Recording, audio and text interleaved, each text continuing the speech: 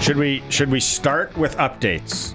Bob updates. Yeah, or is it Bob or is it Betty or Barb? Like, where are we going with this? Do we know? Well, when you see the updates, guys, you're going to see that there's two now, and I'm not sure if it's Bob and Betty, or maybe Bob has a son named Bart, and it's Bob and Bart, or maybe it's Betty and Bart.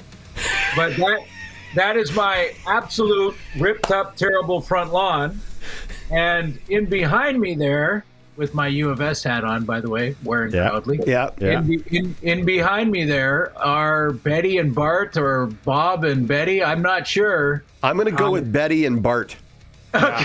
I think that's Junior. Smaller, right? Yeah. Jackie? Like he's a little smaller, and that was a little concern for me. So when you're taking the selfie with the camera and you're holding it up, I am staring at the bears. one little move towards me, and I am out of there. But yeah, that was Sunday, where they just kind of hung out there for a good 25 minutes, and you see Bart's just kind of laying there. I don't know what they're being lazy. Yeah. Jeez. Yeah. That's hard to believe that your lawn looks awful. But like those things are just plopped. If you're not watching the stream right now, this is Glen's front yard, and there's just two black bears, which black bears aren't like aggressive, especially these ones in the neighborhood. No. And they're living a pretty good life in Vancouver there. Right? They're getting fed regularly, probably. People are leaving out snacks. They're going to be a huge problem at some point. Yeah. Oh, here's a question.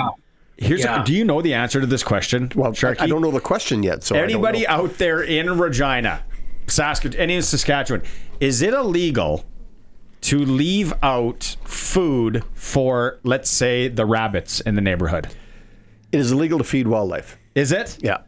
We got a weird neighbor. You gotta get a permit, or there's got to be special reasons for it. My daughter was like, "Hey, they leave out carrots for the rabbits and the bunnies in the area," which I hate those things, especially when they start digging in my grass. Yeah, they're destructive little critter, cute as the dickens, and nice with a sauce, but they're a destructive little critter. Gross. That is so gross. No, it's not. They're good. Marty, are you telling me that you're having problems with your grass? Because I have these. In North Van here, there's something called a Schaefer beetle or a Schaefer bug or something. Anyway, I'm not a gardener guy, but it is just ripped up, and the crows they rip it up. So I'm going with gravel, or not gravel, but the rock look. Yeah, like it's P-rock, nice xeriscaping. Yeah, like xeriscape. No lawn mowing. Put that away forever. You live in Arizona. Yeah, exactly. Exactly. Yes, that's or just like you live in NOD where I live, and just start parking on your lawn. Or I was gonna say, didn't in Breaking Bad, weren't all the houses in Breaking Bad like that with the rocks in the front and I don't know. I don't know. Hey, by the way, you guys, when I was listening in just as we were coming on, you have an invested fan base when someone texts you and says, "You guys have got to watch the film. Have you watched the film of the last game?" And Barney, your answer was hilarious. Laugh out loud here. I really don't have time to watch the film, but Greg, it's not if they put that in my job description, it's not going to happen. You must watch film. No. No. I'm trying to figure out in the day with two jobs how I have time to watch film. No film. Let's get it going here. Were you surprised? Anything catch off guard? They saying there was maybe a little bit of a back issue, but the Riders are going with Campbell Fair kicking in Ottawa. No, I'm not surprised, because if you're going to take a look at him, let's put it that way. If you're going to take a look at him, do it now, with at least a couple of games, and let Brett step away from it all. And, whether it's something physical that's going on, or it's still him with working the mental demons out because the inconsistency, we gave him a little bit of an alibi for a while with a new holder, and it looked like he had a new holder last week as well, correct? So that really does mess with a kicker's confidence a little bit, even if you're holding it correctly. And I've been through that in my career from top to bottom, that, working with different kickers in training camp, because there is such a trust factor. From the time the ball is snapped 7 yards in front of the holder to the time it's kicked is 2 seconds. It's basically the ball leaves the center's hand and is kicked in 2 seconds. So if you do it correctly, there needs to be a whole bunch of trust for the holder to the center and the holder to the kicker. Because if the kicker for a second isn't fully trusting the holder, he's tentative. He steps up tentative. The plant leg isn't right. I know that's giving Brett a bit of an alibi, and people are probably tired of doing that because we all like him. And I don't think it's over for him or anything like that. But if you're going to make this change and take a look at Campbell, now's the time. Now, I did a little research, did a little digging into his college career.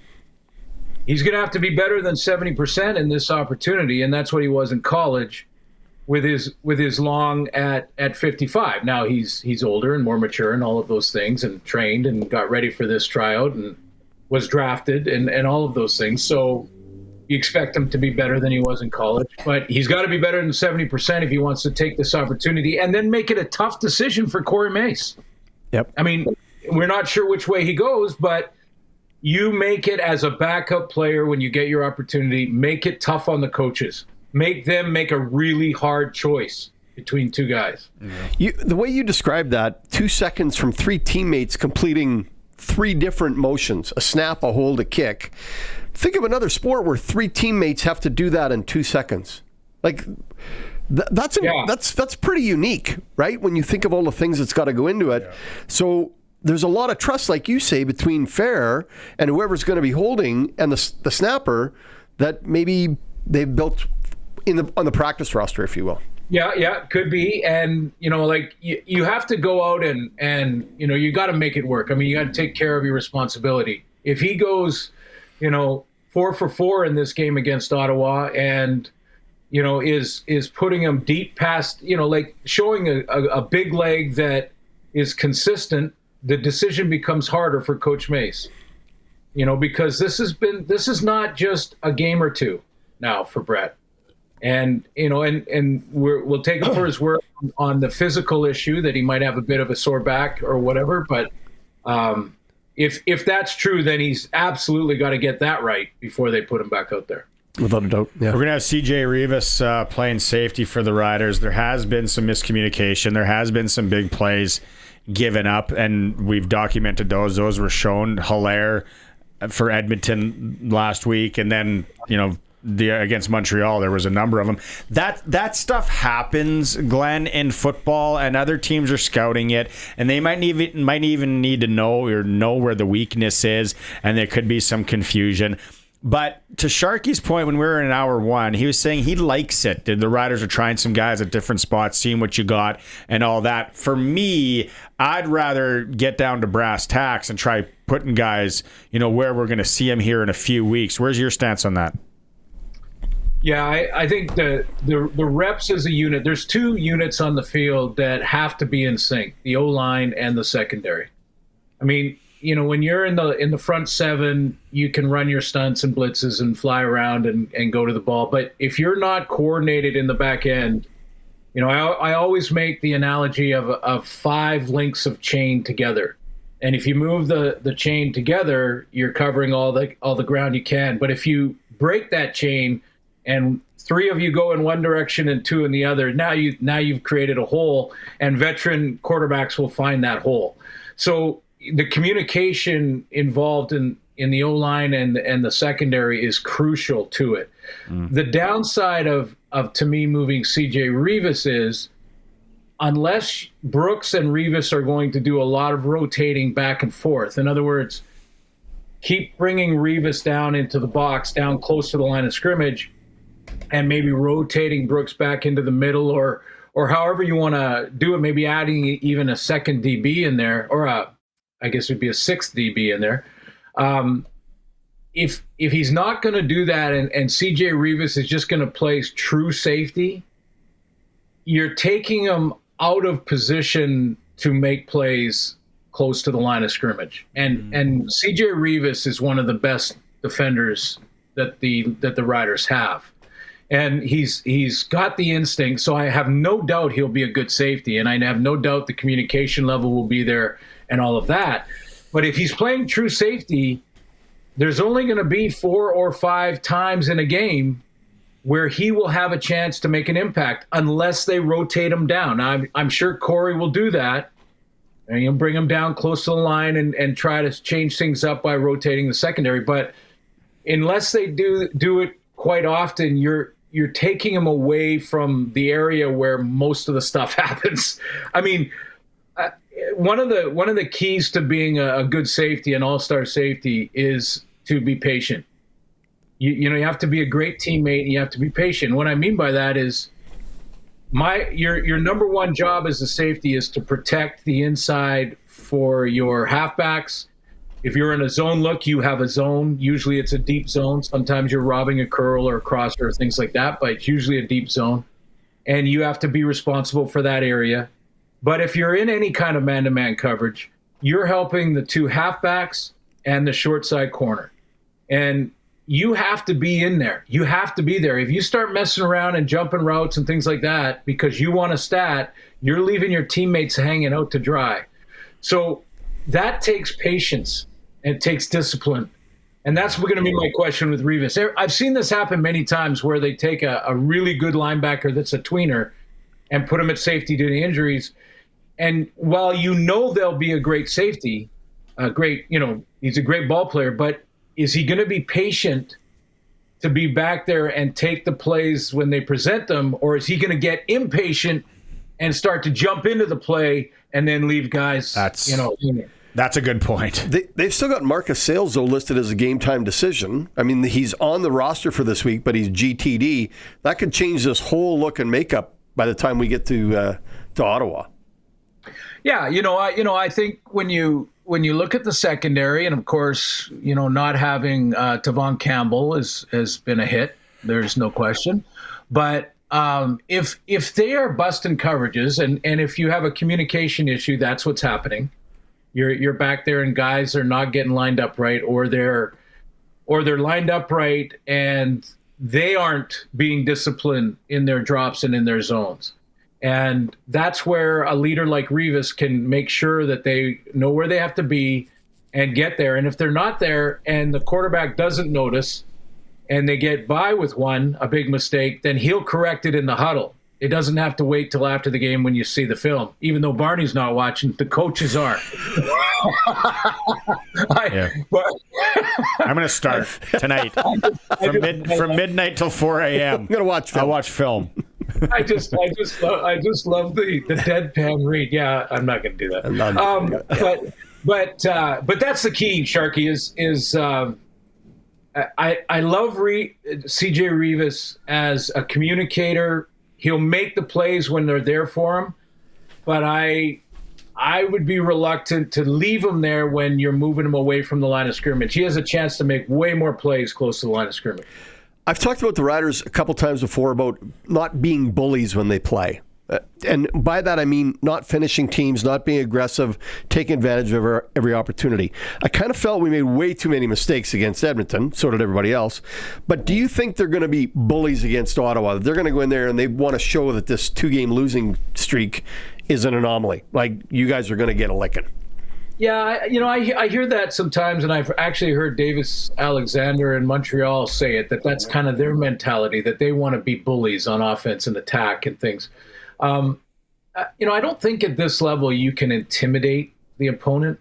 I really don't. I used to think when the guys were trash talking, the biggest trash talkers were probably the most afraid. Yes. Yes. Yeah. It's the quiet ones you got to worry about. Yeah, exactly. It was the Eddie Lowe's that would come back in the huddle with his eyes like fixated and would not say a word, and we would look at each other and go, someone is going to get hit. Like, someone is really going to get hit, and he might not even have the ball, And so you can be aggressive like that, but I think you got to be disciplined at this time of year. I think it's about assignment, alignment, and then fly around like your life depends on it. And if you get the first two, the last one is easy because that's about effort. And the effort's going to be there because they need to snap this losing skid. That's, so I'm looking for that, yeah. The effort's going to be there. But I think you can get inside your own head if you start thinking too much about, I want to take this guy's, I want to knock him on his backside. Well, then you might miss. So be disciplined, understand your assignment alignment, communicate big time, and put together a solid game. And then when you arrive at the ball, pissed off. Those were that's what they say your eyes were like at Checkers. What's that? Back in the bar. Glossed over? Yeah. Never know. What's Sharky all about right now? 4 hard years spent there, man. Wow. We got Bertrand Houdon back in the lineup, which, again, long time coming, and Kean Schaefer-Baker. Yes. It's like a wealth of receivers, right? We got guys coming in, guys coming back off injury. But Glenn, I'm almost wondering, and I know some people are thinking about this, and this isn't me being off my rocker. It almost feels like the offense now isn't as in sync because we're getting these guys back. The last 2 games, it just something doesn't seem right. Mind you, that last drive was great, but it just seems a little off. You haven't watched enough film. Yeah, no, what? I would agree. I would agree, gentlemen. Like I think it has been a little bit off, and getting the starting group back out there, before the playoff. If we were going into playoffs this weekend, it would be a bigger concern. But I think getting back to natural positions. I mean, putting Keyshawn Johnson and Dante Myers on the same side was not what they started the year with. And, maybe defenses were rolling coverages there, and then the guys coming in and out, and Sam Emlis just returning, and, Tommy Neal being added to the equation, who I think has been kind of an unsung hero out there. But it will take a little bit of time, but this is the ideal time to do it. The playoffs are not wrapped up yet, but they're close. You got a couple more wins here. And then once you have that wrapped up and you're working on your chemistry, you're going into the playoffs with your starting group. And Schaefer-Baker, the thing we forget about Schaefer-Baker was, first of all, his catch radius. His catch radius is excellent. Yep. He's kind of like a Kenny Lawler guy as far as catch radius go. Not as accomplished yet, but you know what I mean. And the other thing you can do with Schaefer-Baker is throw him a bubble screen, a quick hitch out to the sideline, and he'll take it for 30. And then you add into the slot Sam Emlis to stretch the defense, and you have the balance between the 2 American receivers on the outside on each side. That's the balanced attack that they had at the beginning of the year, and that's the balanced attack they have now. Yeah. And now, Schaefer-Baker is going to take a half and probably a full game to feel completely comfortable again, but it's good to have him back now. The way I look at this week for the Rider offense is they've added a bunch of parts on offense. Like they get 2 fullbacks, they get 2 running backs, they get 3 backup receivers. To me, they are adding more depth to their offense to maybe, if somebody's not clicking, somebody's not following along just the way they want, they've got another body to put in place. Yeah, and maybe it comes down to these mistakes that we're talking about. Like the coach knows better than anybody who's busting coverages and then on defense and who might be running the wrong routes on offense. And if you do that too many times, you'll find yourself standing beside the coach.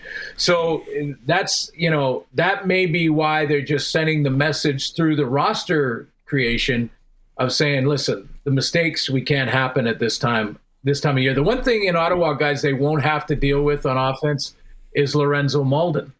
Yeah. And you guys saw the trade, the Calgary Stampeders, and honestly, this is what I don't get about that trade. I get it from Calgary's point of view. They lost Flo Arimolade and now they got a premier pass rusher. Like that, no-brainer for Calgary.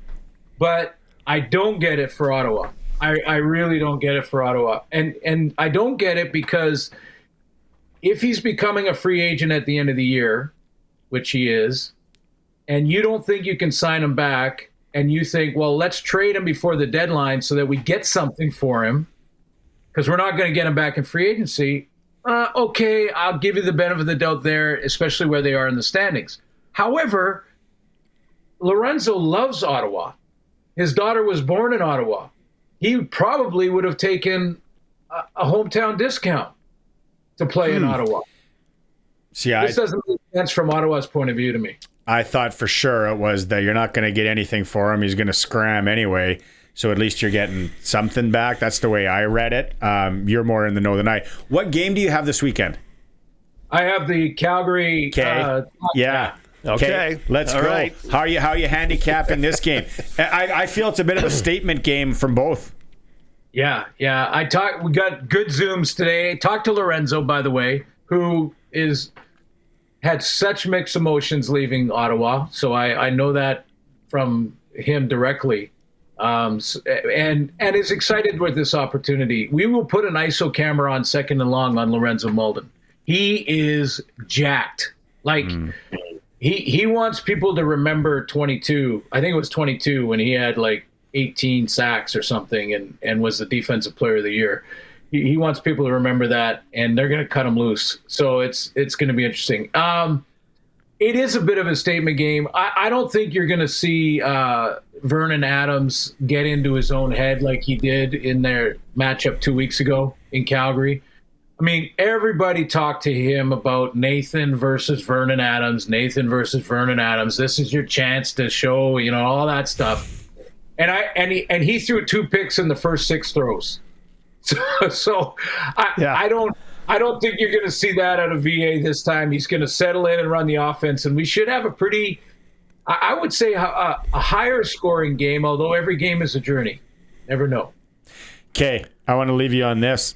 You have to, I think you've heard how exciting Canada's women's flag football team, USA women's flag football team, Sunday night football, Buffalo, in the stadium. We're not sure if NBC is going to show any of it. Arash Madani was on earlier. We were talking about it. But they're bringing in both teams for a 10-minute exhibition match at halftime. Absolutely love it. I mean, I absolutely love it. This is the entry point in our game.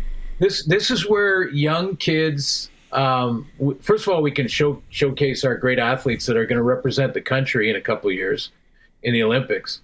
But also, this is the entry point where, as a kid, you can learn the great aspects of the game of football, which is the ultimate team sport, and how you have to be selfless and how you have to learn to work together, how you have to learn discipline. Boy, do we ever need more of that in the world, where we can be more disciplined as just, in society, let alone on a football field or arena or whatever. But yeah, this is at the flag level. You can learn those great characteristics of the game of football, and then if you choose to take it to the physical side and you like the contact, then you can continue on and tackle. But how long until we have a pro flag, like how long before we're? Arash said it's coming. The NFL's made doing the announcement allegedly. Yeah. Yeah, I don't think it's far off, guys. I think this is great. It's Sharky and I are throwing in resumes for play-by-play in color of it, and then you're gonna have to watch some film if you do that, Barney. I'm sorry. Nice zing. All right, buddy.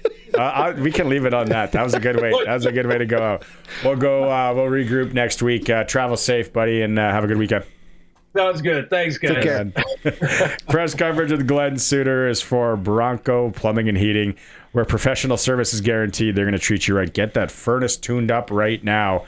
Bronco Plumbing and Heating, or get a new furnace. 781-2090. They will treat you right. Break time. We still have. Hey, pick the score. Let's go. We got 20 minutes left to pick the score, 936-62-62, and also 2 tickets to the James Barker Band in Moose Jaw, November 20th. For that one, you just got to tell Colson that you want to go see James Barker. He's going to pick somebody from that. It's the Sports Cage. We are on our YouTube channel through sportscage.com, and we are on the home of the Riders, 620 CKRM.